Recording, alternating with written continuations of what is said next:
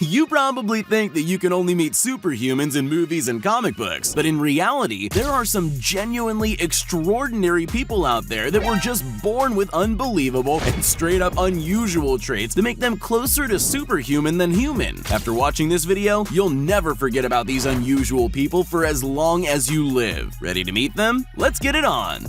Tran Van Hai. Sometimes you might feel lazy and put off getting a haircut for a while, but Tran Van Hai seems to have never gotten around to it. The 73-year-old Vietnamese man is said to be the man with the longest hair in the world, not having cut his hair in nearly half a century. Van Hai says that after he fell ill following a haircut he got at age 25, he swore to never cut his hair again, and he never went back on that promise. His absurd head of hair measures an unbelievable 22 feet and 3 inches long at the most recent measure, and with its naturally dreading nature, it's realistically probably even longer. Plus, it all weighs in at over 24 pounds, meaning that Tran Van Hai might not just have the longest hair in the world, but also the strongest neck to be able to hold up all that weight all day. Jamie KEETON. If you thought superhumans only existed in movies and comic books, Jamie KEETON would like to have a word with you. This real-life X-Man has a completely unique and as of yet totally unnamed skin condition that gives him the gravity-defying ability to stick objects to his skin, which he's managed to turn into a career by showing it off. He goes by the nickname Canhead because he famously sticks bottles and cans to his head naturally, even casually pouring a drink from a bottle stuck to his head during an interview. According to specialists, what gives Jamie his amazing superpower is his pores, having a property that makes them act just like suction cups. But a really cool party trick isn't all Jamie's got. His body temperature is naturally higher than the average human, which somehow allows his wounds to heal faster and makes him age more slowly and get sick less often than most people. One definite upside to his power is being able to talk on the phone without having to use his hands at all. ERIK WEIHENMAYER. One of the biggest reasons people climb mountains is to see the incredible view at the peak. But that couldn't be less the case for ERIK WEIHENMAYER. Blinded by a rare eye disease at the young age of 13, ERIK never allowed this impairment to be anything but a motivator to him, and has spent his life training to conquer one of the hardest things in the world for even a sighted person to do: climb mountains. And not just any mountains, but the 7 highest mountains in each of the 7 continents. And while naysayers told him throughout his entire life that his ambitions were impossible, ERIK never let that get him down, and he managed to summit the 7 tallest peaks on each continent, including Mount Everest, by the time he was 50 years old. Still, that doesn't mean ERIK is anywhere near satisfied, and he keeps training to top his already seemingly impossible feats every single day. Kyle Maynard.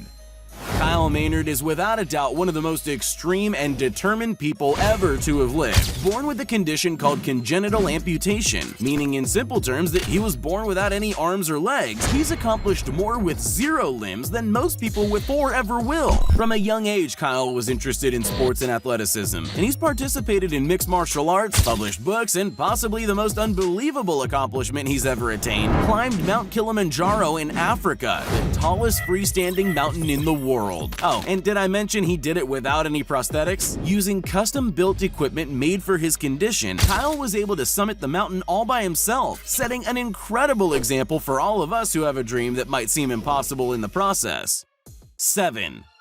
Bangalore in India is a big, bustling city full of all sorts of people. But among all the people who get dressed to get through the day is the most unique man in the city, who has made dressing up into a lifestyle. 7 is a man with an incredibly interesting story. He only ever wears red and white, following a tradition in his religious family who only wore white when he was growing up until he had to get a tie for work, got a red one, and, well, the rest was history. 7 was the 7th child born to his parents, so they had probably run out of names and just gave him the number, but he's taken it to heart, making his phone number, his license plate, and the number of buttons all on his red and white clothes 7. He's even gone out of his way to learn 7 languages, which is more than most people could even name. 7's entire life is centered around red and white. His cars are custom painted red and white, all his clothes are of course coordinated with the colors, and his house is full of an ever-expanding collection of fascinating red and white items. Whenever he's driving around and sees something red and white, even if it's something as simple as a ladder,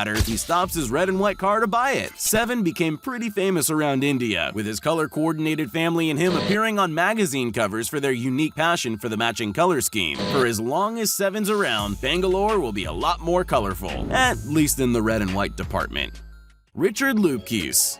Richard Lupkes has well earned the title of the biggest arm wrestler in the world, weighing in at 315 pounds, most of which has to be in his massive arms. It's not hard to tell that his age isn't at all going to stop him from being someone you seriously wouldn't want to mess with. Richard began arm wrestling way back in the 1970s, and after only 4 years, he was ranked as the second best in the world at the sport. Several years and major victories later, the incredible athlete was scouted for a contract by WCW to become a professional wrestler.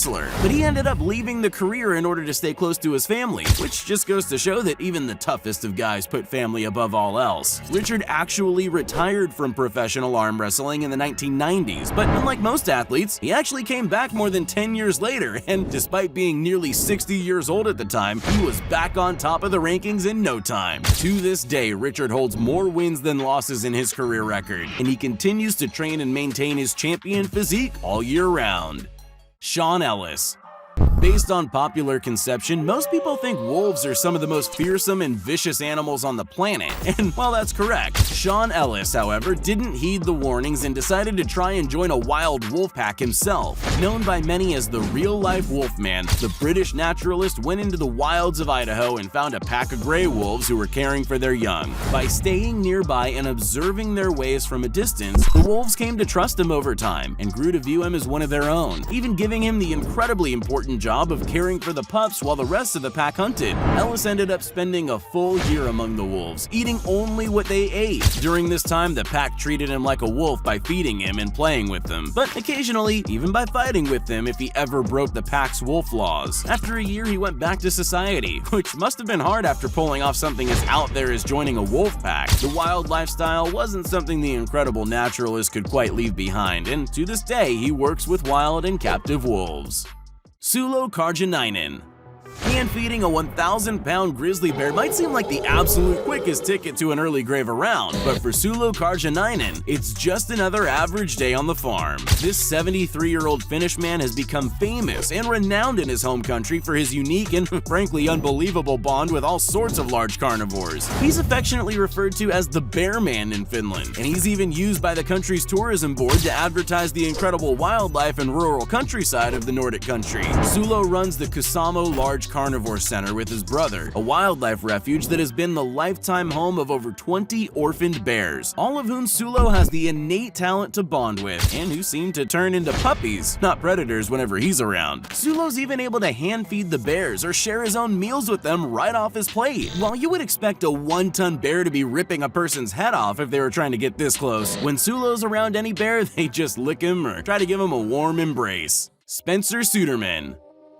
Usually when you train to fly planes, rule number 1 is doing everything you can to avoid tailspins. Yet when it comes to acrobatic pilot Spencer Suderman, it seems like he does everything humanly possible to perform as many seriously death-defying tailspins and other incredibly daring maneuvers as he can. This daredevil pilot is totally obsessed with pulling off inverted flat spins, which are less flying and more the plane falling and spinning rapidly while it's upside down. He's repeatedly set the world record for the most inverted spins in a flight, always competing with the only person crazy enough to even attempt such a record, himself. He set the Guinness World Record with an absolutely insane 81 inverted spins and still wasn't satisfied, following up in March 2016 with an even more unbelievable 96 spins, which means he had to complete a spin every 1.4 seconds for more than 2 continuous minutes, exposing his body to extremely dangerous G-forces, not to mention how hard it is to get out of the maneuver while still disoriented and upside down without crashing into the ground head first. Somehow Spencer still isn't satisfied, and he spends every day planning and training to not just break the record of 96, but demolish it, with a goal that other pilots constantly tell him is impossible: